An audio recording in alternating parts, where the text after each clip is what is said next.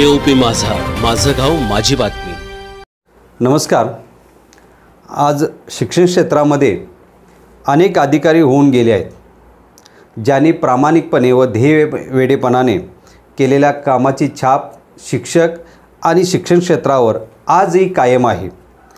शिक्षणाची गुणवत्ता वाढावी, शिक्षणातून समाजशील नागरिक घडावेत, यासाठी विविध उपक्रम प्रयोग केलेले, सेवानिवृत्त होऊनही समाज प्रबोधन सातत्यानं चालू ठेवलेले एक अवलिया व्यक्तिमत्व आज आपल्याला KOP माझाच्या असामी या कार्यक्रमाच्या निमित्तानं आपल्या भेटीला आलेले आहेत, ज्यांनी तपासणीला जाताना 3T ही संकल्पना शिक्षकांच्यामध्ये रुजवली. 3T म्हणजे टाईम, ट्रॅव्हल आणि टिफिन. स्वतः वेळ देणे, स्वतःचा टिफिन डबा घेऊन त्या उपक्रमाला येणे आणि स्वतः प्रवास खर्च करणे, अशी संकल्पना शिक्षकांच्यामध्ये, ध्येयवेड्या शिक्षकांच्यामध्ये ज्यांनी रुजवली आणि ज्यांच्याकडे आज शिक्षक समाज आणि एकूणच शिक्षण क्षेत्रातले समाज एक आदर्श व्यक्तिमत्व म्हणून ज्यांच्याकडे पाहिला जातो, जे आपल्या दीपस्तंभ म्हणून ज्यांच्याकडे पाहतात, असे अवलिया व्यक्तिमत्व माननीय सेवानिवृत्त शिक्षण सहसंचालक संपत गायकवाड साहेब आज आपल्या भेटीला आलेले आहेत, ज्यांनी देशभरामध्ये शिक्षण क्षेत्रामध्ये ज्या चांगल्या घडामोडी घडतात त्या चांगल्या घडामोडीची माहिती घेऊन त्याच्यावर सातत्यानं सोशल मीडियाच्या माध्यमातून लिखाण करून ते सर्व समाजापर्यंत ठेवण्याचं काम करतात. अगदी तामिळनाडूमधली घटना असू दे, केरळमधली घटना असू देत, मध्य प्रदेश किंवा छत्तीसगडमधले जे शिक्षण क्षेत्रामध्ये ज्या चांगल्या घटना घडतात आणि ध्येयवेड्यापणानं जे शिक्षक किंवा समाजातील काही व्यक्ती ज्या शाळांसाठी काम करतात, अशा शाळांच्या शिक्षकांच्याबद्दलची माहिती स्वतः ते घेतात आणि ती समाजापर्यंत देतात. अगदी कोटी रुपयाचं ज्ञान, एखाद्या कोटी रुपयाचे देणगी एका सामान्य शेतकऱ्यानं, एका सामान्य वर्गातील गरीब माणसानं शाळेसाठी दिलेली देणगी असेल किंवा पूर्ण वेळ अहोरात्र सुट्टी न घेता काम करणारे शिक्षक असतील, या सगळ्यांची बाजू समाजापर्यंत पोचवण्याचं काम, एक चांगलं समाज, चांगल्या सगळ्या घटना समाजापर्यंत पोचवण्याचं काम आदरणीय गायकवाड साहेब करतायत आणि ते आज आपल्याशी या हितगुज करण्यासाठी, त्यांच्या एकूण जीवन प्रवासाविषयी हितगुज करण्यासाठी आज आपल्या भेटीला आलेले आहेत. नमस्कार साहेब. नमस्कार साहेब, आपण जे आजपर्यंत सगळं काम केलेलं आहात हे आम्हा सगळ्या शिक्षण क्षेत्राला माहीत आहेच. आपल्याला ओळखत नाही असं कोल्हापुरातील आणि महाराष्ट्रातील कोणी व्यक्ती नाही की जे आपल्याला ओळखत नाही. पुन्हा एकदा आमची सगळ्यांची इच्छा आहे की आपण KOP माझ्याच्या माध्यमातून आपले हे काम समाजासमोर दीपस्तंभाप्रमाणे जावावं, यासाठी हा KOP माझानं आपल्याला या ठिकाणी निमंत्रित केलं आहे. आम्ही जाणू इच्छितो साहेब की आपलं एकूण ह्या जडणघडणीमध्ये आपलं बालपण कशा प्रकारे गेलं आणि आपलं बालपणीचं शिक्षण जे असेल ते कशा माध्यमातून गेलं, ह्याची जरा आम्हाला माहिती व्हा. लहानपण खरं तर तसं खूप वाईट अवस्थेत गेलं. वडिलांनी अचानक नोकरी सोडल्यामुळं आर्थिक चणचण होती घरामध्ये आणि आम्ही भाड्याच्या घरात राहत होतो. आईनं आम्हाला खऱ्या अर्थानं घडवलं. वडिलांची नोकरी गेल्यानंतर आईनं शिलाई काम करून आमच्या सगळ्यांचा उदरनिर्वाह केला. त्याच्यानंतर आई वयाच्या 34-35व्या वर्षी एका खाजगी शाळेत शिक्षिका म्हणून लागली. नंतर ती शाळा नगरपालिकेत आली. त्याच्यानंतर खऱ्या अर्थानं घराला स्थैर्य प्राप्त झालं. पण सुरुवातीच्या काळात खूप वाईट दिवस, जोपर्यंत आईला नगरपालिकेत घेतलं नव्हतं, नगरपालिकेत ती शाळा गेली नव्हती, तोपर्यंत खूप आर्थिक चणचणीचा सामना आम्हाला करायला लागला. विशेषतः मी लहान असताना मला आठवतं आहे त्यावेळेला तांदूळ खूप महाग असायचा. पण तांदूळ खूप महाग असला तरी खायची इच्छा व्हायची, पण पैसे नसायचे. आणि पैसे नसल्यामुळं मिरजकर तिकटीला जे विठ्ठल मंदिर आहे, त्या विठ्ठल मंदिरात अक्षतांचा पडलेला तांदूळ तो आमच्या शेजारच्या एक बाई गोळा करून आणायच्या आणि त्या 50 पैसे किलोनं तो तांदूळ विकायच्या. तो पंचरंगी तांदूळ आईनं 50 पैसे किलोनं विकत घेऊन आम्हा भावंडांना जवळपास 1 वर्ष तो तांदूळ खायला घातला. आणि रस्त्यात पडलेला तांदूळ, अक्षतांचा पडलेला तांदूळ मी खाल्ल्यामुळं शालेय पोषण आहारचं 32 ते 33 वर्षात शाळा तपासताना एक शीतसुद्धा मी खाल्लं नाही. कारण मला जाणीव व्हायची की आईनं मला रस्त्यात पडलेला तांदूळ घातला आहे आणि शाळेत जो तांदूळ शिजतो आहे तो मुलांसाठी असतो आहे, तो अधिकाऱ्यांच्यासाठी नसतोच. आणि म्हणून त्या शालेय पोषण आहारचं दूध असेल, शालेय पोषण आहारचा भात असेल, शालेय पोषण आहारचं जेवण असेल, याला हात न लावण्याचं कारण ते तिथं दडलेलं आहे लहानपणी. कारण लहानपणी अत्यंत वाईट अवस्थेत गेलं. खरं तर मग 8वीत असताना मला चप्पल घालायला मिळालं. 7वीपर्यंत मला चप्पलसुद्धा घालायला मिळालं नाही. आणि मग जेव्हा शाळा तपासायला पुढच्या काळात जायचं तेव्हा खरं तर मुलींच्या चेहऱ्याकडे माझं लक्ष कधीच जायचं नाही, ते मुलींच्या पायाकडे लक्ष जायचं.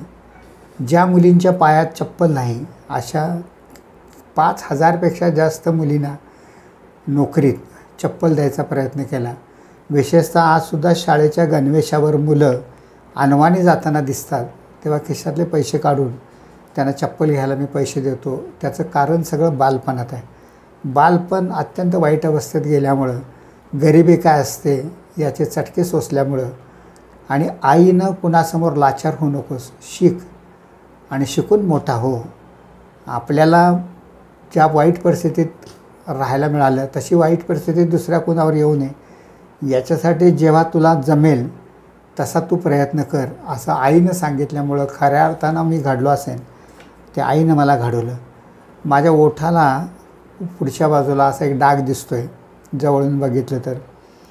आम्ही भाड्याच्या घरात राहत असताना आईनं काहीतरी काम सांगितलं मला आणि ते काम सांगितल्यानंतर मी आईला करणार नाही म्हणालो. आई म्हणाली जा कामाला, ते दुकानातनं काहीतरी जाऊन आण. मी जाणार नाही म्हणालो. आई म्हणाली त्या चुलीतला इंगळ काढून तोंडाला लावीन तू काम ऐकलं नाहीस तर. मी नाहीच म्हणालो तरी पण जाणार. लहान होतो मी. आईनं तो चिमट्यानं इंगळ उचलला आणि माझ्या ओठाला लावला होता. तो जो चटका, दुसऱ्यांचं काम ऐकायचं असते, आज्ञाधारकपणा असला पाहिजे, हा त्या चटक्यानं मला शिकवलं. खरं तर दुसऱ्याला नाही म्हणायचं नसतं, दुसऱ्यांचं काम ऐकायचं असतं. या सगळ्या गोष्टींची जडणघडण जर कोणी केली असेल तर ती आईनं केली.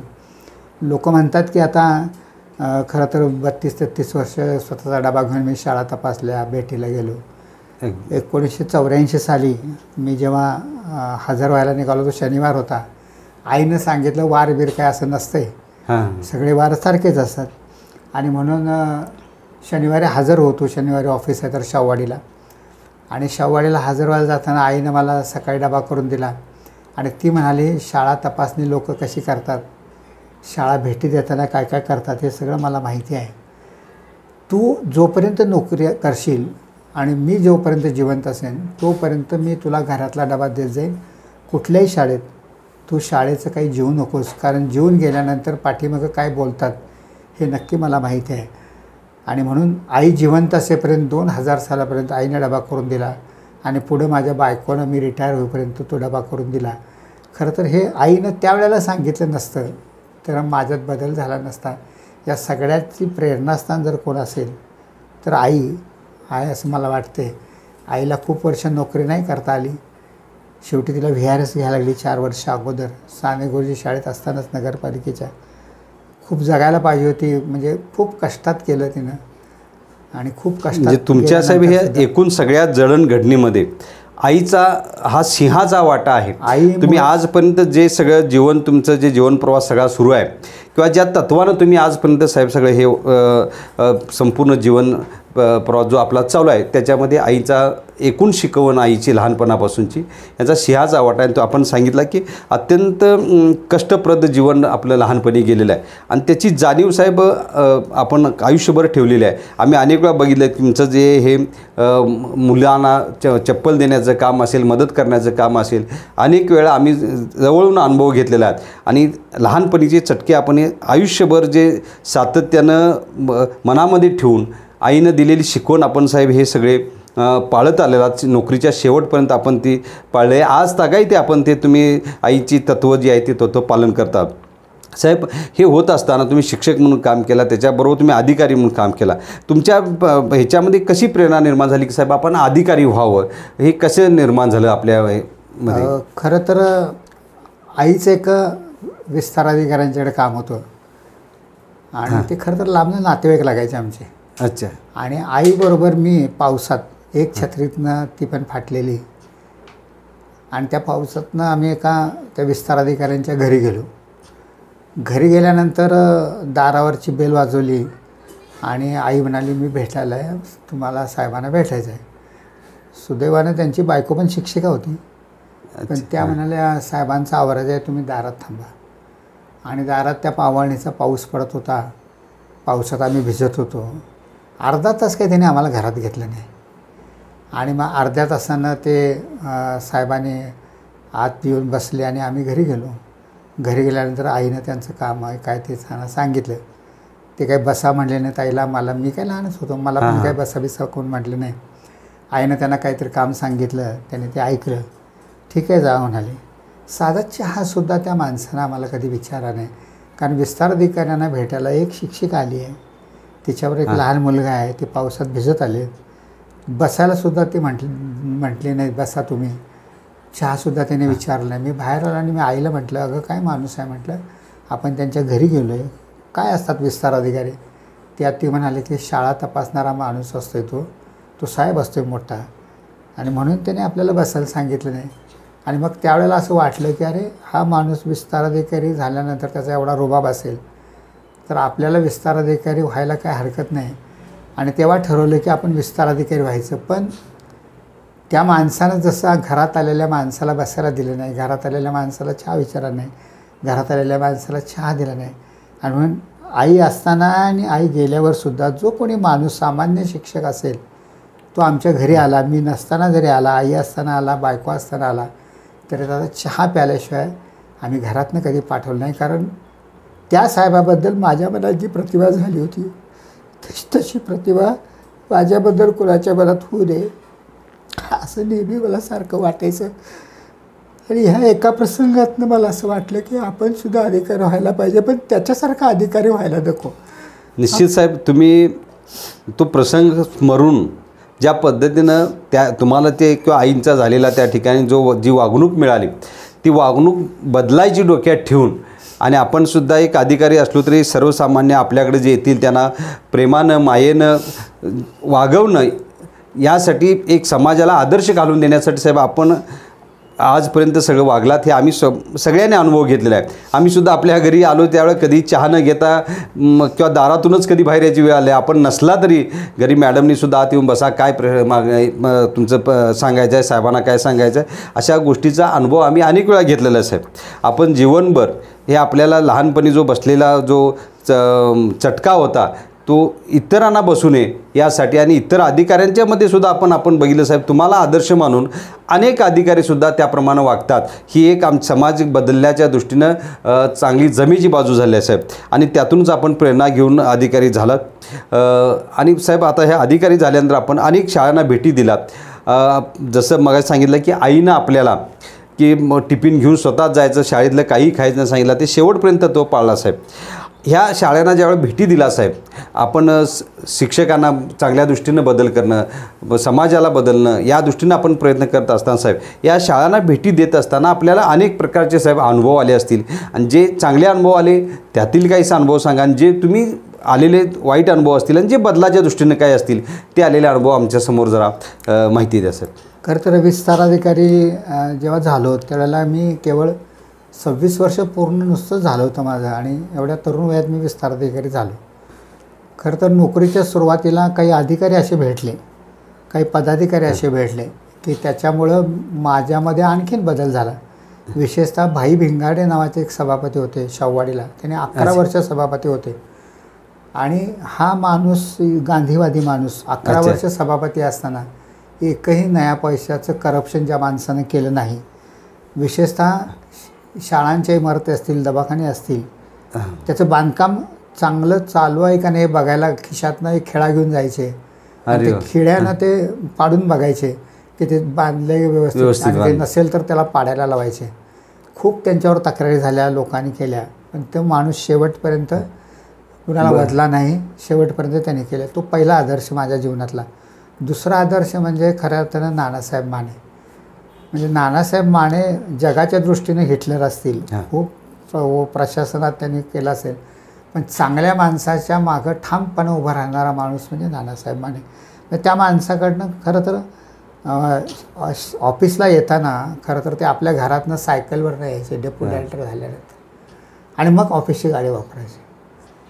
गाडी ऑफिसची कधीच सोडायला घरला त्यांनी नेली नाही.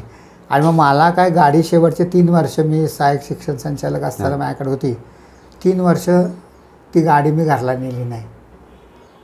मी गाडी माझ्या मोटरसायकलवरनं मी ऑफिसला आलो, तिथनं आम्ही फिरतीला गेलो, तिथंच गाडी सोडायची मला आणि मी घरी जायचं. मला लोकांनी बऱ्याच वेळा विचारलं की हे असं का करतायत, तुमच्यासाठी गाडी आहे, तुम्हाला गाडी सोडायला आली पाहिजे, न्यायला आली पाहिजे. मी म्हटलं माझे आदर्श नानासाहेब माने. जो माणूस सायकलवरनं त्या काळात यायचा आणि मग गाडीतनं जायचा आणि गाडीत घेऊन परत जायचा, आणि म्हणून तो एक प्रयोग केला. आणि तिसरे माझ्या आयुष्यात आलेले सगळ्यात वेगळे अधिकारी म्हणजे SP शेटे, जे वारले डायटला असताना. त्या माणसानं खऱ्या अर्थानं दुसऱ्याला देण्यात कसा आनंद असतो ते शिकवलं. खरं तर विशेषतः या माणसांच्याकडं खूप शिकायला मिळालं. SP शेटे साहेबांच्याबरोबर एकदा असंच चंदगडला 1 महिनाभर झाला होता आमच्याकडे येऊन, आणि चंदगडला आम्ही काही इन्क्वायरीला निघालो होतो. आणि जाताना गर्दी खूप असायची त्यावेळेला STला, आणि जाताना गर्दी खूप झाली. एक विस्तार अधिकारी वयस्कर 55-56 वर्षाचे ते उभं राहिले आणि आम्हाला दोघांना बघितलं आणि म्हणाले आम्ही तिकीट काढतो. मी म्हटलं नका काढू, मी काढतो तिकीट म्हटलं. ते ऐकायलाच तयार नाही. ते म्हणाले नाही तिकीट काढणार. मग तिकीट काढणार असं म्हणलं ते शेटे साहेब त्यांच्या अंगावर जोरात ओरडले, तुम्हाला अक्कल आहे का नाही म्हणाले. त्यांच्याच वयाचा माणूस तो, तुम्हाला अक्कल आहे का नाही म्हणाले, हे काढतात ना तिकीट, काढू नका तिकीट. तो शांत बसला माणूस, सगळी ST बघायला लागली. मी त्यांच्या शेजारी बसलो होतो. म्हणजे अधिकारी मोठा वयानं असेल तर कसं असायला पाहिजे त्या माणसानं शिकवलं. STतनं आम्ही दोघं प्रवास करताना मला खिडकीकडेला नेहमी जागा द्यायचे आणि स्वतः बाजूला बसायचे. माझ्या वडिलांच्या वयाचा माणूस होता तो. म्हणजे असं आपल्यापेक्षा मोठा अधिकारी असा कधी नसतोय. ते उपशिक्षण अधिकारी होते, मी विस्तार अधिकारी होतो, पण नेहमी मला खिडकीकडेला तू बस म्हणायची. मला असं वाटलं की अरे काय माणूस आहे का कोण आहे, त्याला उतरल्यावर पैसे दिले असते ना. सगळी ST बघायला गेली, इतक्या जोरात त्याची अक्कल काढली या माणसानं. आणि मग मी म्हटलं की शनिवारी यांच्याबरोबर मी आजऱ्याला गेलो होतो.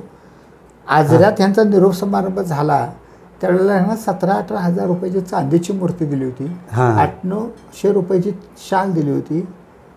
हे सगळं घेऊन आले घरला. हे ह्यांना चाललं. आणि हिथं मात्र या माणसाची अक्कल काढतायत, म्हणजे त्याचे पैसे दिले असते म्हटलं मी. हे आम्ही कनेरी मठापर्यंत गेले असेल आमची ST, आणि हा माझ्या डोक्यात विचार आला. त्या माणसाला काय होतं माहीत नाही, पण 5 मिनिटांनी ते सगळी घटना घडल्यावर मला म्हणाले, मला ते गायकवाड म्हणायचे.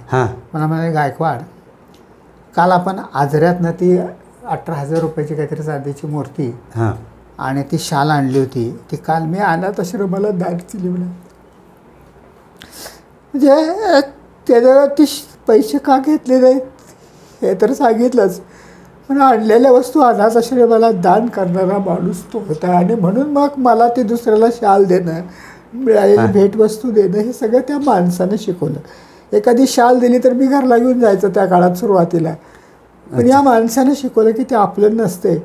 खरं तर ते आंबेटेकला राहत होते उपशिक्षणाधिकारी असताना, आणि एकदा आले आणि मला म्हणाले हे 50 पैसे त्या डब्यात टाक. मी म्हणलं डब्यात कसले पैसे साठवत आहे म्हणलं, आमचं शिवाजी तुमच्या ऑफिसच्या वर ऑफिस होतं तिसऱ्या मजल्यावर. म्हणलं तुला नंतर, मी म्हणलं मला आत्ता सांगा म्हटलं. नाही म्हणलं तुला नंतर सांगतो, ते पैसे टाक. त्यात सुट्टे पैसे 50 पैसे, 1 रुपया, 2 रुपये, 5 रुपये होते सगळे. मला काय ते चैन पडेना त्यांच्याकडनं ऐकल्याशिवाय. आम्ही दुपारी डबा खाल्ला आणि मी म्हटलं ते मला सांगा म्हटलं पैसे कुठले. अरे काय नाही रे, नगरपालिकेच्या कुलकर्णीबाईने माझं STचं तिकीट, बसचं तिकीट काढलं 50 पैसे. ते 50 पैसे माझे राहिले, ते संसाराला वापरायचे नाहीत म्हणून ते डब्यात टाकले म्हणाले. मला सांगा शिक्षण खात्यात अशी माणसंसुद्धा होती. या माणसांच्याकडनं आम्ही शिकलो, म्हणून मोठं झालो.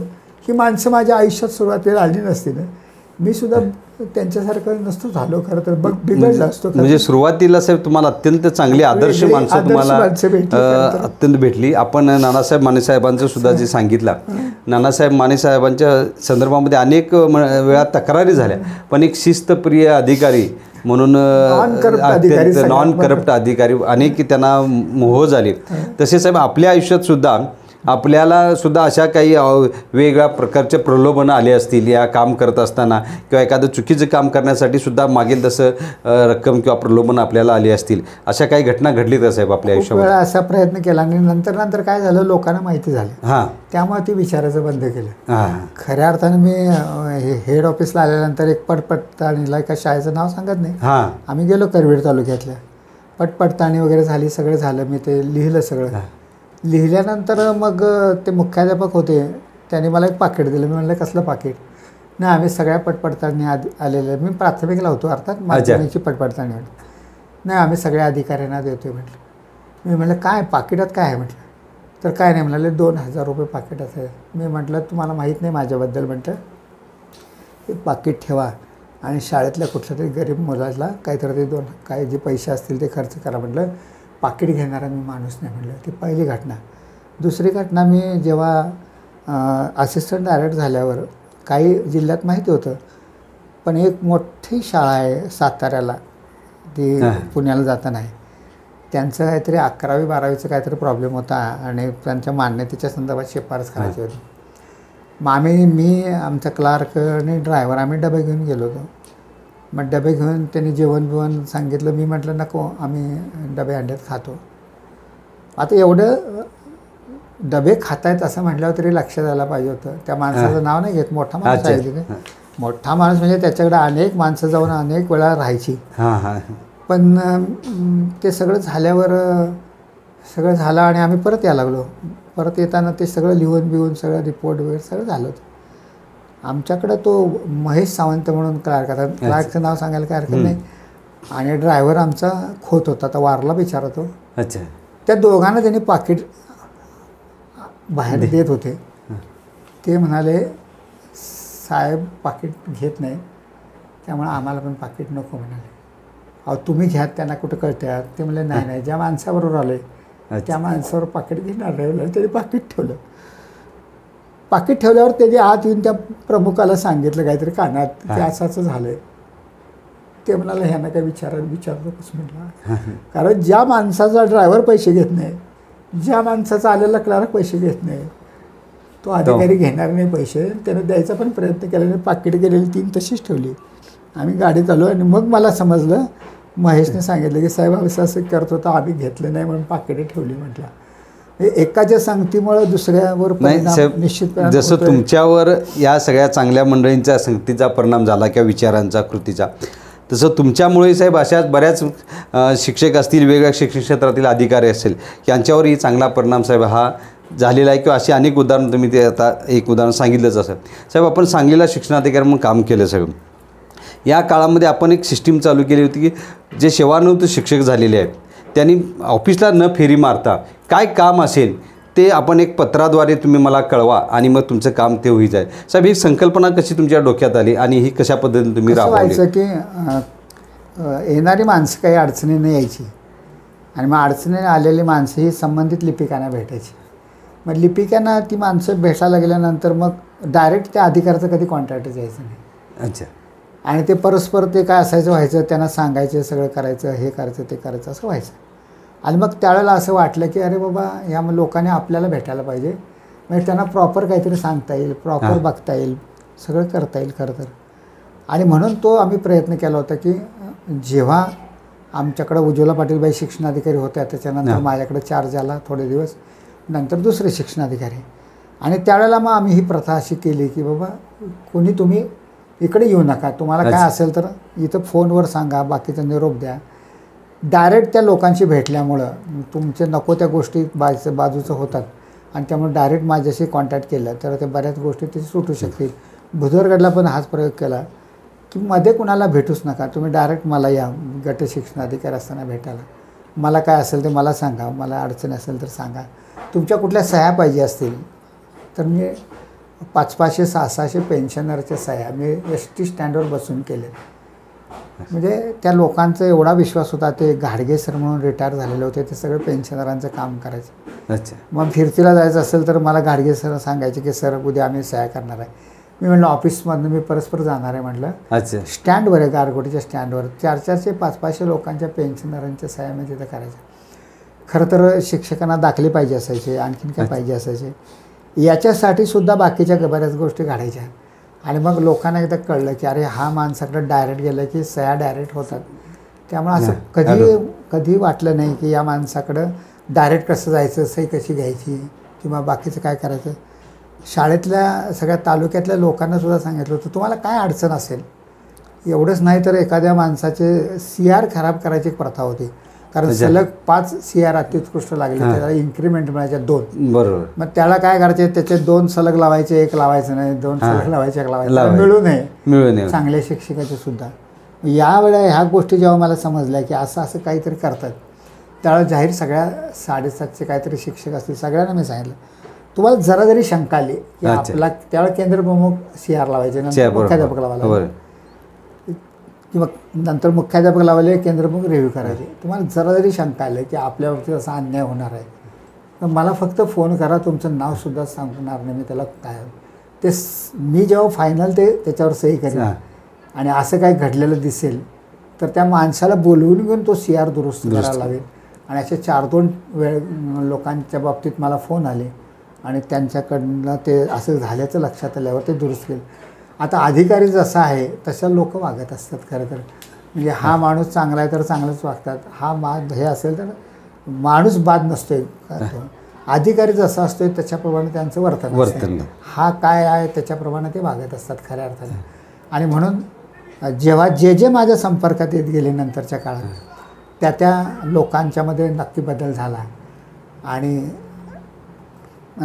झाला आणि हे सकारात्मक आहे खरं तर.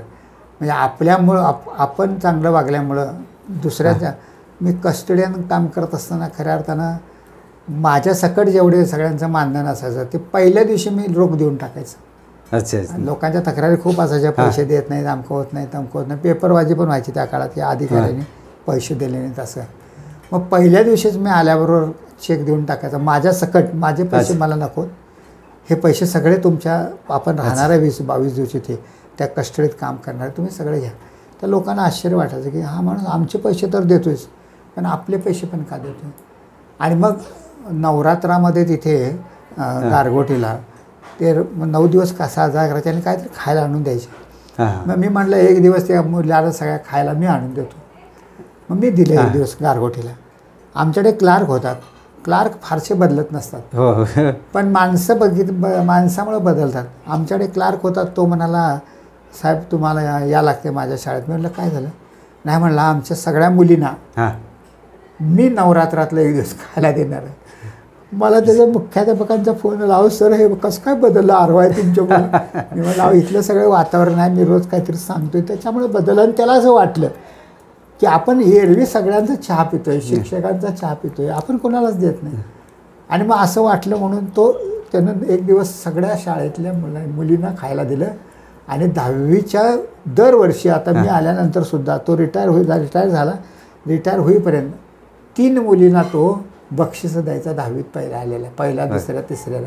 हे सगळंच सहवासाचा परिणाम आहे आणि त्यातून घडलं सगळं. साहेब तुमच्या सहवासामध्ये अनेक व्यक्तींच्यामध्ये हा बदल झाला, पण असे तुम्हाला काही अनुभव आले असतील की तुमच्या या प्रामाणिकपणामुळं काही लाचखोर मंडळी असतील का स्टाफमधले वगैरे त्यांच्यावर अन्याय झाला किंवा त्यांचे जे त्यांना मिळणारं इतर जे बाह्य उत्पन्न असेल ते थांबलं आणि अशामुळे तुम्हाला काही त्रासदायक घटना घडल्या, असं काही प्रसंग घडले का?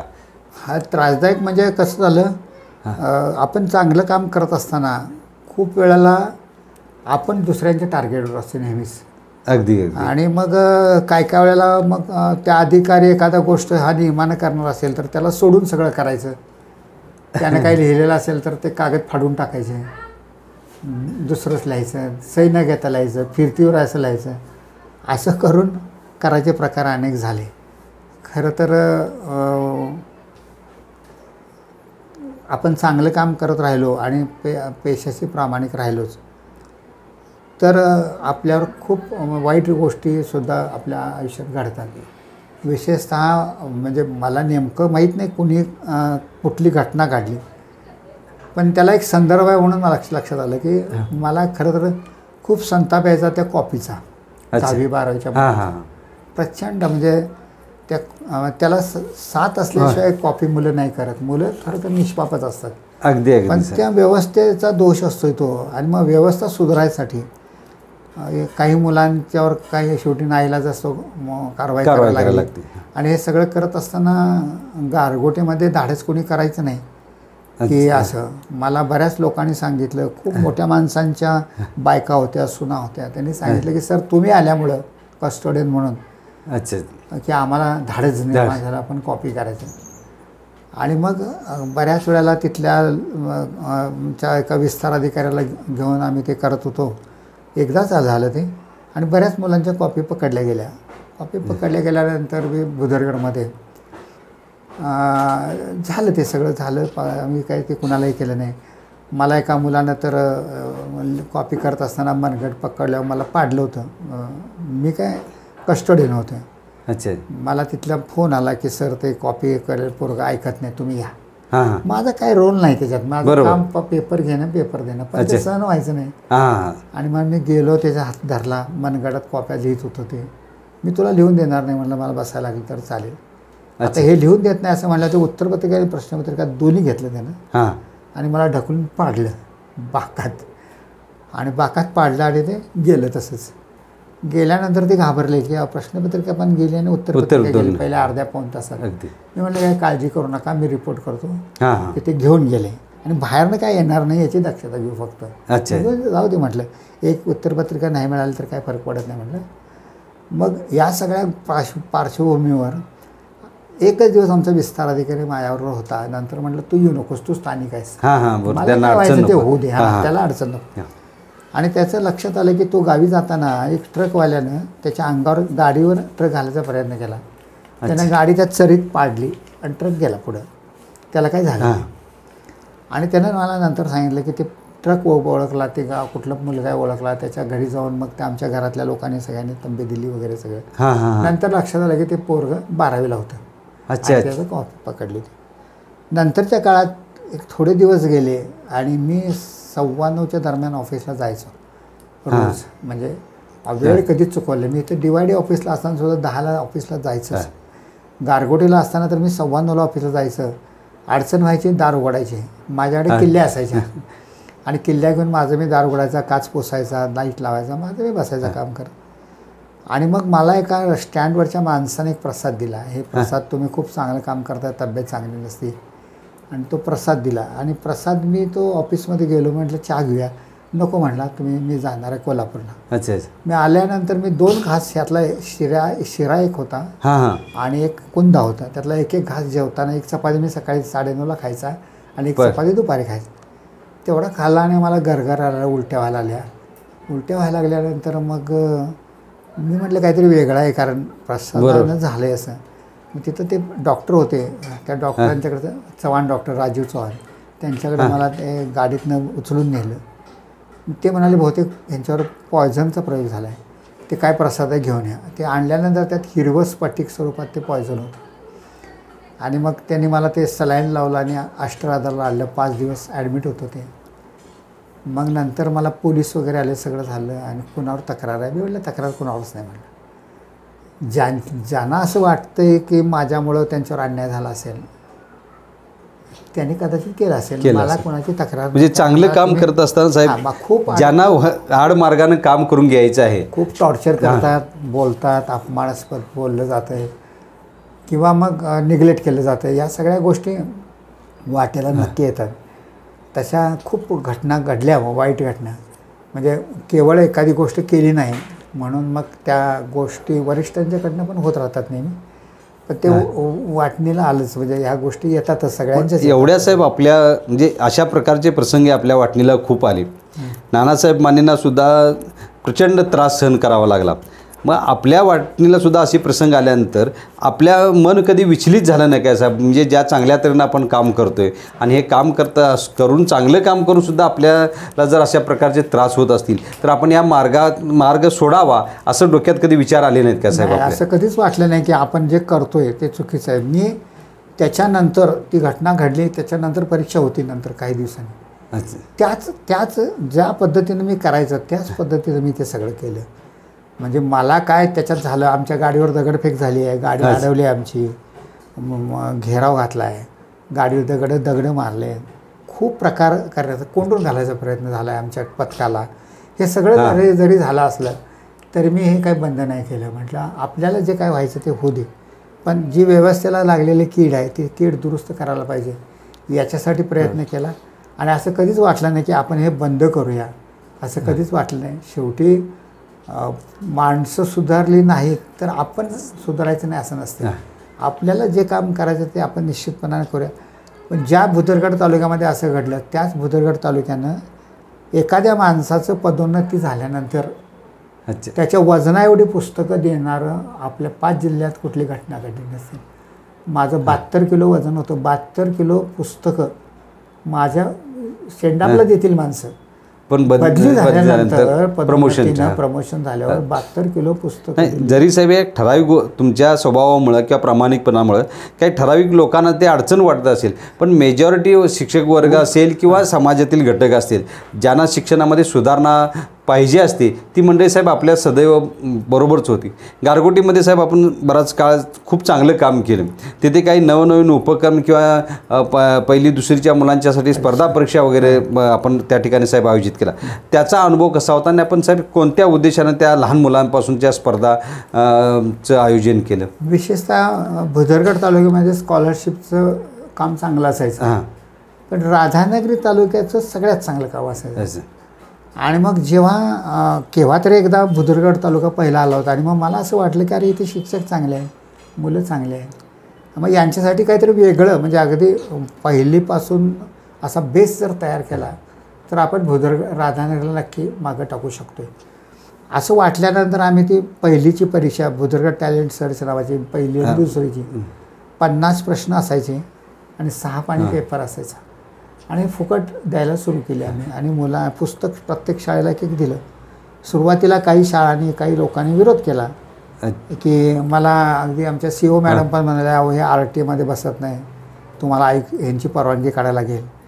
शिक्षण सचिवांच्याकडे गेलो, त्यांच्या PAनं मला तिथनंच हाकललं. ते म्हणाले हे परवानगी देणार नाही, तुम्ही जावा. मग मी निराश झालो. म्हटलं आता हे बेसिक करतोय आपण या मुलांसाठी. मग एक चांगली संधी होती, म्हणजे 2 दिवसानं पंचायत समितीची मीटिंग होती. पंचायत समितीच्या मीटिंगमध्ये विषय मांडला. म्हटलं एखादं कोणी अधिकारी परवानगी देणार नाही. पंचायत समितीने एकमुखी ठराव केला की तुम्ही BTS परीक्षेची पहिली दुसरीची आहे किंवा आणि पुढे काही करायचं असेल ते सगळं आम्ही सांगतोय म्हणून तुम्ही करा, तुम्हाला कोणाच्या परवानगीची गरज नाही. तो एक आधार मिळाला चांगला आहे आणि त्याच्यामुळे केलं. मग कसं आहे, शिक्षकांना मोटिवेशन तुम्ही किती देताय याच्यावर अवलंबून. किती वर्ष पहिल्या नंबरला असणारा तालुकासुद्धा मागं पडू शकतोय. मी तिथं असताना 3 वर्ष आणि नंतरची 2, साधारण 4 ते 5 वर्ष भुदरगड तालुका सतत आघाडीवर राहिला. आजही साहेब, आज तुम्ही जे चालू केलाय त्या BTSची परीक्षा, तशी आता आज जिल्हाभर आमच्या महानगरपालिकेत चालू केली KTSच्या नावाने. अशा वेगवेगळ्या तालुक्यामध्ये, महाराष्ट्रातल्या वेगवेगळ्या तालुक्यामध्ये आता या स्पर्धा चालू म्हणजे स्पर्धा परीक्षा सुरू झाल्या आहेत. त्याचा विद्यार्थ्यांना नक्कीच लाभ होतो साहेब. काही वेळा लहान मुलांच्यावर अतिरिक्त ताण पडतो अशी ओरड होते, पण आपण नेटानं ला बाजूला सारून हे चालू केलेलं आज स्पर्धा परीक्षेचं जाळं आज महाराष्ट्रावर चांगल्या तऱ्हेने झालं. केवळ एखाद्या मोठ्या तालुक्याला 40-50 वर्षाच्या परंपरा असणाऱ्या मागं टाकायचं सोपं काम. तुम्ही शिक्षकांना किती मोटिवेट करता हे जास्त महत्त्वाचं आहे. एका त्या शाळेत वेसराड्याला गेल्यानंतर किती मुलं स्कॉलरशिपला येणार विचारल्यावर त्या 7 मुलांनी हात वर केला.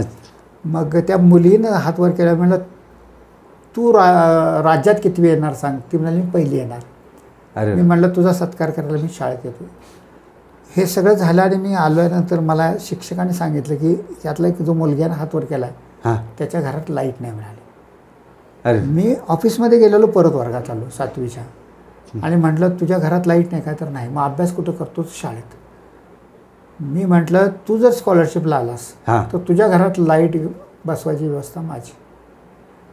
तुम्हाला सांगतो, जेव्हा निकाल लागला आहे सर, तेव्हा मला फक्त ते वेसरडी शाळेतलं ते पोरगं दिसत होतं. ते 5 झाले. ते 5 झालं सर. 15,000 रुपयेमध्ये त्याचे आधी, त्याचा सत्काराच्या आधी 15,000 रुपये मुख्याध्यापकाला दिले आणि सगळी लाईट त्याच्या सत्काराला या घरात लाईट लागली होती. आणि मग माणसं भेटतात. मग ही गोष्ट एक कागलमधल्या माणसाला करली, त्यांचं आडनाव विसरलो मी आता. अच्छा. तो पण सोशल वर्कर होता. त्याला कळल्यावर सर 15,000 रुपये देऊन त्याच्या घरात लाईट लावली असं कळल्यावर त्याने एका रिटायर्ड शिक्षकाला 15,000 रुपये घेऊन आमच्या कार्यक्रमात पाठवलं. आणि कार्यक्रमात सांगितलं की सरांनी 15,000 रुपये दिलेत, सर मोठं काम करतायत, त्यांचे 15,000 हे मी परत देतोय. ते परत दिले. एका वस्ती शाळेतली पहिली एक मुलगी स्कॉलरशिप, वस्ती शाळेत म्हणजे काय नाहीच हो, काय महाराष्ट्रातली पहिली वस्ती शाळेत स्कॉलरशिपला आलेली शाळा गंगापूरची वस्ती शाळा. अच्छा. जेव्हा त्या मुलीला पगार 1500 रुपये होता, मी म्हटलं अगं खूप चांगला आहे म्हटलं, स्कॉलरशिपला जर ते मुलगा आलं 4थीला तर तुझं साडी चोळी घेऊन सत्कार करतो म्हणलं पंचायत समिती माझ्या पैशाने. आपल्या लग्नात एखाद्या मुलीची आपण साडी घेतो तसली साडी घेऊन तो मुलगा आला, ती 2 मुलं आली, तिचा जाहीर पंचायत समितीत सत्कार केला. मला सांगा हे मोटिवेशन दिलं अधिकाऱ्यानं तरच होते हो. नाही साहेब, या प्रेरणेमुळे साहेब अनेक शिक्षकांच्यामध्ये सुद्धा चांगली ऊर्जा तयार झाली आणि त्यातून परिणाम आज हे बुधरगड चे जे तालुका आघाडीवर आहे आणि अनेक तालुके आपल्या ह्या सगळ्या प्रेरणेमुळे आघाडीवर साहेब. हे काम करत असताना साहेब आपण या सहसंचालक म्हणून आपली प्रमोशननं कोल्हापूर शिक्षण विभागाकडे आपली बदली झाली, प्रमोशन झालं. त्या प्रमोशनच्या काळामध्ये साहेब आपण 5 जिल्ह्यामध्येचा कार्यक्षेत्र झालं आणि 5 जिल्ह्यामधले हे कॉपीमुक्त अभियान असेल किंवा अन्य आपण जे उपक्रम राबवले त्यातल्या काही साहेब आपल्या ज्या घटना आहेत, चांगल्या घटना जे समाजाला त्रासदायक जरी झाल्या असल्या आपल्या तरी एकूण समाज उभारणीमध्ये चांगलं योगदान आपण त्याच्यामध्ये झालेलं आहे. तर त्यातल्या काही घटना आमच्यासमोर आपण खरं म्हणजे सहाय्यक शिक्षण संचालक हा संच मान्यता करतोय प्रत्येक जिल्ह्यामध्ये ज्युनियर कॉलेजची. अच्छा. आणि ज्युनियर कॉलेजच्या संच मान्यतेला तिथं जाऊन 2-2 दिवस राहायला लागायचं एकेका जिल्ह्यामध्ये, असं 5 जिल्ह्यामध्ये राहायला लागायचं. आणि त्या लोकांना काय व्हायचं, संच मान्यता करून लगेच त्यांना कोण देत नव्हतं. मग त्याला ऑफिसला बोलव, इकडे बोलव, तिकडे बोलव असं व्हायचं बऱ्यापैकी, किंवा लगेच सह्या झाल्या असं कधी होत नव्हतं. कधी त्यांना अनुभवच नव्हता आजपर्यंत. संच मान्यता काय आपण नुसत्या पटावर देतो, त्याला काही शिक्षक मान्यता नसते. पण तिथं आलेल्या प्रत्येक माणसाला मग ते बाकीचं सगळं हे ते बाकी सगळं मग त्यांना सगळ्यांना कळायचं ना. ज्युनियरच्या लोकांना तर सगळ्यांनाच माहीत होतं. तर तिथं आलेला माणूस त्याच्या संच मान्यतेची माझी सही घेऊनच तो जायचा. ते परत सही डेप्युटी डायरेक्टर यायची गरज नाही, ते तिथंच जायचं. त्याच्यापेक्षा सगळ्यात गोष्ट म्हणजे विशेषतः स्टाफ म्हणजे अप्रुव्हलचे कॅम्प असायचे, स्टाफ अप्रुव्हल ज्युनियर कॉलेज ते कोल्हापूरला किंवा एखाद्या जिल्ह्यात असायचे. विशेषतः कोल्हापूरला शाहू कॉलेजमध्ये असायचं. अच्छा. तर त्या दिवशी एक 50, 60, 100 शाळांचे मान्यतेला येतील. तर त्या मान्यता जेवढ्या शिक्षकांचं आले त्या शाळेचं नाव मी बघायचं नाही, त्या शिक्षकांचं नाव मी बघत नव्हतो. फक्त ते नियमानुसार ते आहे का नाही एवढंच बघायचं. असेल तर त्याच्यात यस ह्याला द्यायला हरकत नाही म्हणायचं, नसेल तर या कारणासाठी नाही म्हणायचं. त्या फायली म्हणजे त्या दिवशी आलेल्या संच मान्यतेचे म्हणजे स्टाफ अप्रूव्हलच्या सगळ्या त्याच दिवशी त्या निर्गत होत्या, म्हणजे शिक्षक मान्यतेच्या त्या फायली त्या सगळ्यावर सह्या किती वाजून करायचं त्याचे गट्टे बांधायचे आणि ते शिक्षण उपसंचालकाच्या घराकडे पाठवायचे. 2 शिक्षण उपसंचालक त्या काळात माझ्याकडे आले, माझ्याबरोबर होते 3 होते, एक प्रभारी होते मधल्या काळात. त्या तिघांच्या बाबतीत पण हेच घडलं की त्यातली एक जी फाईल मी ऑफिसकडे नेली नाही, घरला माझ्या नेली नाही, त्या जे काय असेल यस किंवा नो ते सगळं लिहून ते पाठवलं. मला लोक म्हणायचे अहो असं कसं काय करताय, त्यातले लय इतके मी आता जाहीर सांगू शकत नाही. अशा काही घटना आहेत म्हणजे लोकांना त्या थक्क करणाऱ्या घटना आहेत की असं होऊ शकतंय. त्यामुळं विशेषतः सांगलीला शिक्षक भरतीचं प्रकरण झालं. या सगळ्या प्रकरणात जवळपास 600-650 शिक्षकांची यादी 15 दिवस तिथल्या कलेक्टरने, प्रभारी कलेक्टर होते त्यांनी माझ्याकडे दिली होती 15 दिवस आधी. खूप लोक भेटायला यायची म्हणजे बरोबर. पण एकाही माणसाला मी म्हणायचं तुम्हाला जर तुमच्यावर कॉन्फिडन्स असेल तर कुणाला पैसे देऊ नका, काही करू नका. पण लोक काय हे वेगळ्या मार्गाने प्रयत्न करतात, काय कळायचं नाही मार्क कुणाला किती आहेत काय कळत नव्हतं. अंदाजाने पैसे घ्यायचे, अगदी त्यातले काहींचे झाले की घ्यायचे, बाकीच्यांचे द्यायचे. पण असा कधी मोह झाला नाही की हे पैसे आपण घेऊया, यातलं काहीतरी करूया. खूप प्रसंग असे आले, घरी आले लोक, तिकडं आले, बाकीच्या सगळ्या गोष्टी केल्या. पण असं कधीच वाटलं नाही की ह्यातले पैसे अशा आपण वेगळ्या मार्गाने मिळणारे पैशाचा काय नाही, कधीच असं माझ्या अपेक्षाच नाही केली.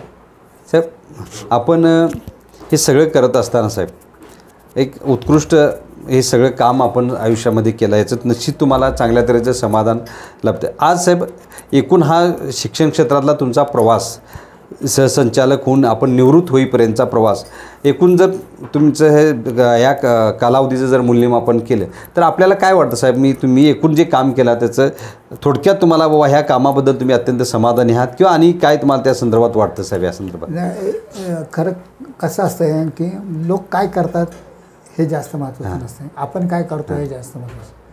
आपल्यामुळे एखाद्या माणसाचा फायदा होत असेल तर तो आपण करायला पाहिजे. खरं तर लोक त्यांच्या पद्धतीनं वागत असतात, आपण आपल्या पद्धतीनं निश्चितपणानं वागायचं.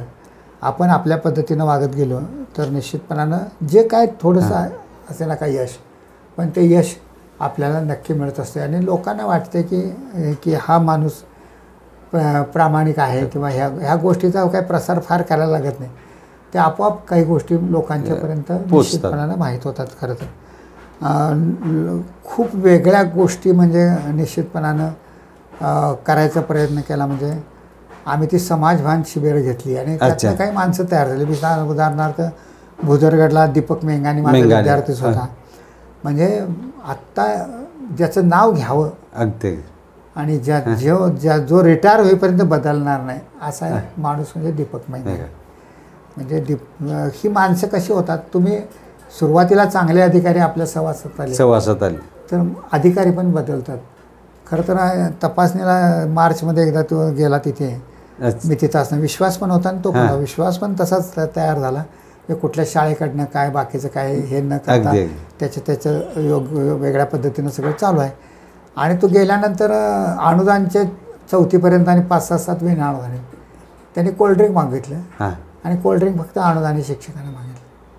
मग त्या दीपकच्या लक्षात आलं की अरे आपल्याला ते म्हणले तिकडे बसले त्यांना तर नाही, ते अनुदानचे शिक्षक. त्याने 200 रुपये त्यावेळेला काढून दिले आणि म्हणाले सगळ्यांना आणलं तेव्हाच मी घेईन, अन्यथा घेणार नाही. हा मी असताना बघितलेला अनुभव, तो बदलेल कसा? तो नाही बदलणार नाही. आणि आपण एवढंच करायचं की एखादा माणूस वेगळ्या पद्धतीनं काय करतो. आम्हाला घडवणारे काही अधिकारी होते, आम्हाला घडवणारे आई होती, आम्हाला घडवणारे काही शिक्षक होते. शिक्षकांनी विद्यार्थ्यांनी सुद्धा घडवलं. म्हणजे शिक्षकांच्याकडनं पण चांगलं शिकलो. म्हणजे विशेषतः मुलांच्याकडे किती सहानुभूतीनं बघायचं हे ते आम्हाला मिंचेकर मॅडमने शिकवलं. खरं तर म्हणजे शाळेत येणारी मुलं खिशातनं भाकरीचे तुकडे घेऊन येतात हे त्यांच्यामुळं कळलं. खरं तर संध्या देशमुखसारखी शिक्षिका, खरं तर मुलीचा मृत्यू होऊन 3 दिवस झाले होते, तपासण्या म्हणून वर्गात पूर्ण वेळ शाळेत येऊन बसणाऱ्या संध्या देशमुख असतील, आमच्या वाडेकर बाई असतील, की मुलाला पेपर अवघड गेला म्हणून चक्कर येऊन बेशुद्ध पडलेल्या वाडेकर बाई असतील, तो मुलगा शेवटी राज्यात 5वा आला होता. ही अटॅचमेंट शिक्षकांची आणि मुलांची जी बघितलीत ना, किंवा शिक्षकांची आणि शिक्षण व्यवस्थेची बघितली आणि यातनं मग बदलत गेलो की अरे ही एवढी वेड्यासारखी माणसं काम करतात. खरं तर आणि अशी वेड्यासारखी काम करणारी माणसं अनेक ठिकाणी भेटली, खूप ठिकाणी. मग त्याला जात पंथ धर्म लिंग संघटना असलं काय नसते. ती माणसं वेड्यासारखे काम करत असतात. जे माणसं वेड्यासारखे वेगळं काम करतात ती खरं तर खूप जवळ आली. त्यांचं बाकीचं काही न बघता ती माणसं आपली आहेत, कारण ती वेड्यासारखं काम करतात समाजासाठी. असं वेड्यासारखे काम करणारी खूप माणसं भेटली. विशेषतः खरं तर शाळेला भेटीला गेल्यानंतर किंवा आपण एखाद्याला मदत करायला गेल्यानंतर आपल्याला वाटतं आपण लय मोठं आहे, आपण नसतो. ते आपल्यापेक्षा मोठे असतात. मी एका पुस्तकात लिहिलं आहे की चप्पल दिलं एका मुलीला, मी चप्पल याला 100 रुपये दिले होते. आई ते 70 रुपयाला, तिला 50 रुपयाला चप्पल घेऊन देत नव्हती, 50 रुपयाला मागत होती, 70 रुपये सांगितले. मी 100 रुपये काढून दिले चप्पल घ्या म्हणून. ती घेणं बायकोबरोबर असल्यामुळे घेतले. आणि आम्ही त्या गगन फुटवेअरमधनं खाली आलो तर ती पावसात भिजत थांबली ती चप्पल दाखवायला. मी चप्पल बघितलं तिचं, अरे छान आहे म्हटलं, घेऊन जा म्हटलं. आता घरी कशाला थांबलीस म्हटलं, तर नाही म्हणाली ते राहिलेले 30 रुपये तुम्हाला परत द्यायला थांबले. मग मला सांगा 100 रुपये देणार मोठा की 30 रुपये परत देणार ही गोष्टी. असे खूप अनुभव आले की मुलांनी मोठं केलं आम्हाला. म्हणजे श्रीमंती असते ना ती मुलांच्यात असते, त्या शिक्षकांच्यात असते. निश्चित साहेब, आपण हे सगळे वेगवेगळे अनुभव जे घेतला त्यातून तुम्हीही घडत गेला.